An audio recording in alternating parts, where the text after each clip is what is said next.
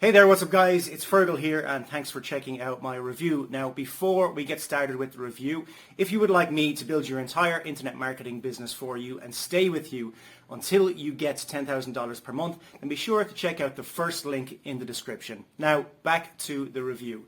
So when you pick up this product, you're going to get my 4 awesome bonuses delivered to you automatically. Bonus number 1 is I'm going to show you how I get 250,000 email subscribers every single Friday.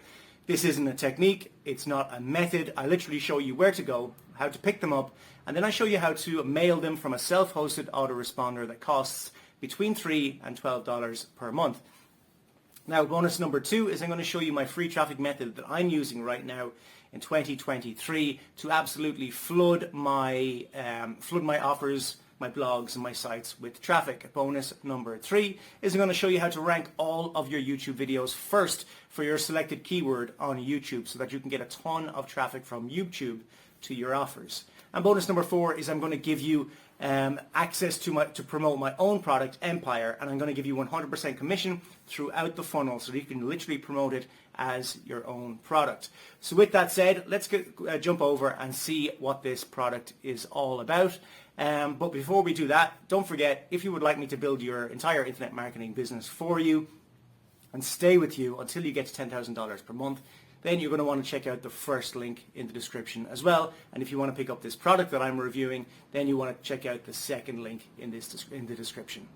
In this video, I'm going to show you exactly how to rank on the first page of Google, step by step. In fact, I use this exact formula to rank on the first page of Google for thousands of keywords like backlinks, SEO best practices, and thousands of others. Then I sold that site, started another site from scratch, and grew that site from 0 to 400,000 visitors per month. Okay, enough bragging, let's get into the actual steps. And don't worry, this isn't gonna be the same generic SEO advice you've probably seen 1,000 times before, like create great content, use keywords on your page, make sure your site loads quickly, and all that stuff that you've probably seen 1,000,000 times before. Yeah, that stuff can help a little bit, and this is an SEO video for beginners, so it is important to get the basics right. But if you wanna rank for competitive keywords, that stuff might help a little bit, but it's not really gonna take your site to the first page of Google for really competitive keywords. What will? The steps that I'm about to lay out for you right now, starting with step number 1, which is to find 5 keywords. So you probably already know that SEO is really all about keywords. It's all about ranking for keywords that your customers search for. And there are a bunch of different strategies, tools, and tactics for finding them, but one of the easiest and most effective is to use Google Autocomplete. All you need to do for this to work is type in a keyword that you think a customer might search for and look for the suggestions that Google gives you. These are great for 2 reasons. First of all, these keywords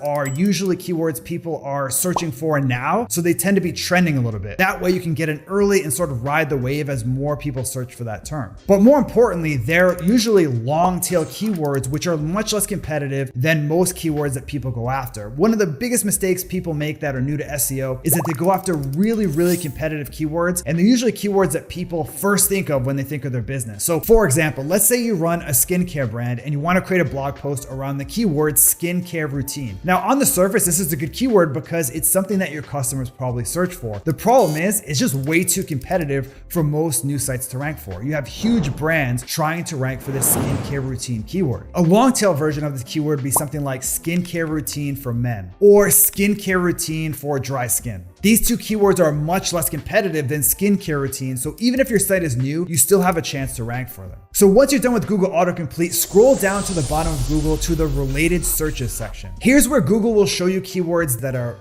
directly related to your keyword and sometimes more tangentially related, so it's almost like brainstorming within Google. And speaking of keywords that are low competition, a great way to find them is a tool called Exploding Topics. And this is a shameless plug because I'm the co-founder of that tool, but it really is a great way to find keywords that aren't competitive yet. Which leads us to our second step, which is to create amazing content out of each of the 5 keywords that you found. So at this point, you should have found at least 5 keywords that are a good fit for your business and also are relatively low competition. And now it's time to create amazing content around those keywords. Now, back in the day, amazing content meant just these like huge guides, 10,000 words, covered everything. And in some cases that does make sense. But in SEO today, the big thing is search intent. And what that basically means is when someone searches for something, there's a search intent behind it. Sometimes the search intent is looking for information, looking to buy something, looking to browse and compare different products. And each keyword basically has a unique search intent. And the better that you're your content can satisfy search intent, the higher you'll rank in Google.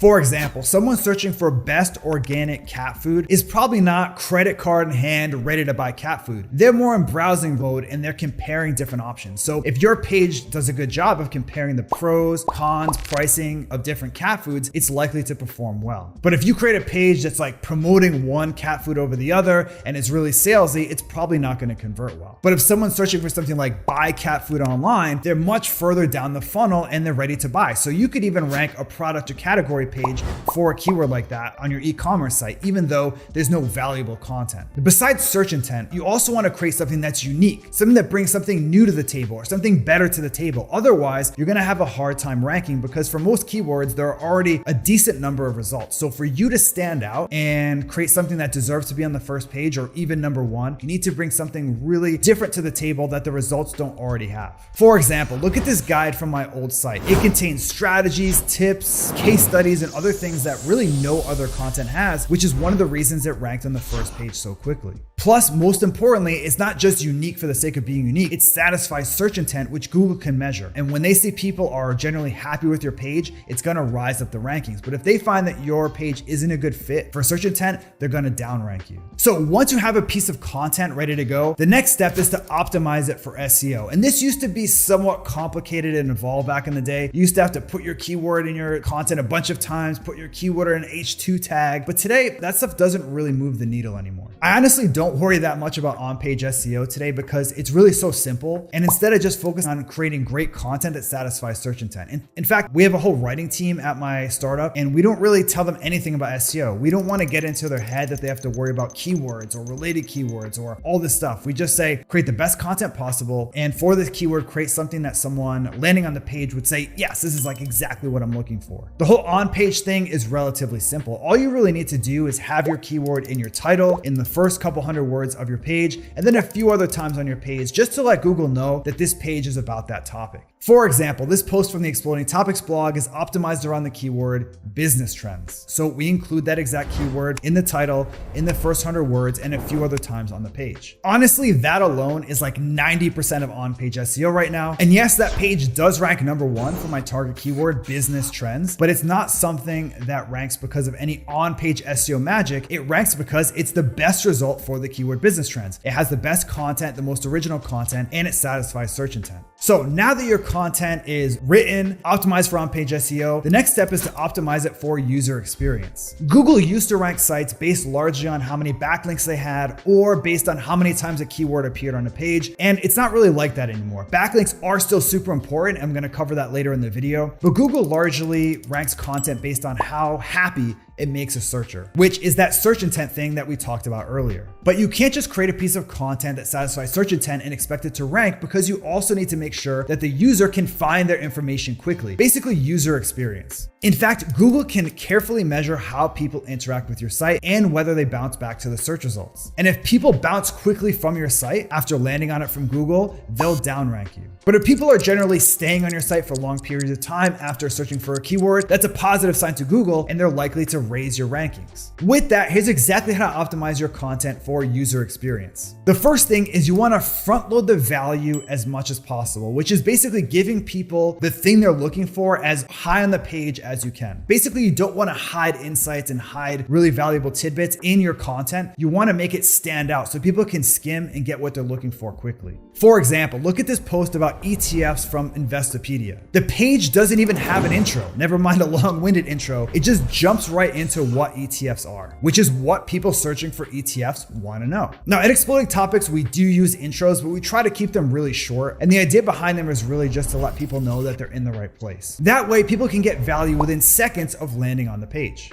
Another thing to look at is your content layout and design. Specifically, you want to make your content easy to read, or as I like to say, when it comes to online content, hard to read means won't read. So if your font is small or sections are all squished together or you have long paragraphs, people are not going to read it no matter how good the content is. Now, if you want to see a great example of how this looks, go to healthline.com. They're probably the gold standard when it comes to content layout and design. They have super big, easy to read font, a simple layout, and lots of subheadings that make the content easy to read and skim. And now it's time for our last step, which is to build backlinks. Make no mistake, backlinks are still super important when it comes to SEO. That's because Google largely uses backlinks to figure out which sites are trustworthy and authoritative. In other words, the exact types of sites that they want to show at the top of the search results. Now, there are a million ways to build backlinks, from broken link building to guest posting. But considering this is a video about SEO for beginners, I wanted to give you a sort of approachable strategy that anyone can use. A strategy that works especially well for new sites with zero authority. And that strategy is called Be the Source. Now, I have an entire video on this strategy, so if you want to go super deep on it, you should watch that video. But let me give you some steps here that you can get started on right away. The first step is to find a statistic in your industry that you can write about and expand on. For example, at Exploding Topics, we realized that a lot of people were searching for how much data is generated per day, but it was lost inside these long statistics posts among a bunch of other stats about how much data is generated per day, where the data comes from, and it was really just hard to find that one stat that people are searching for. So we created a dedicated page to how much data is created every day, along with a couple different,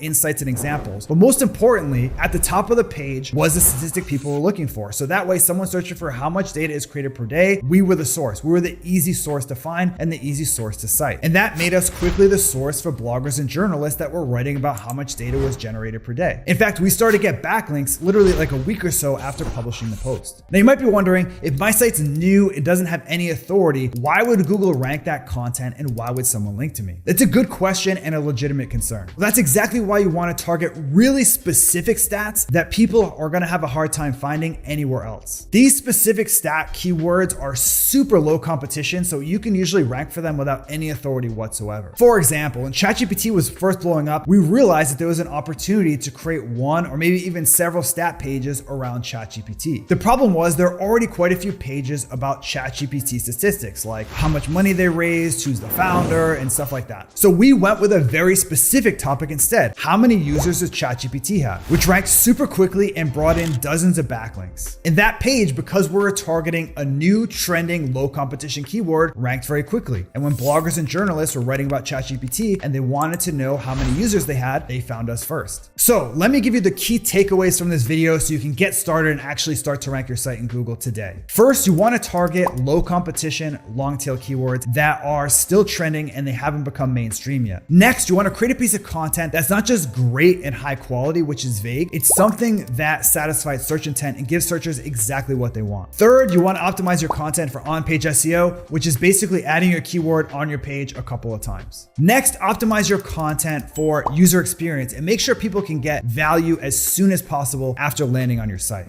Finally, you want to build backlinks. And like I said, there are 1,000 different ways to do this, but the best way to get started is to be the source for a specific statistic in your niche. So yeah, that's about it. That's all for my SEO guide for beginners. Now I'd like to hear from you. Which step from this video are you going to try first? Let me know in the comment section below, and I'll see you in the next video.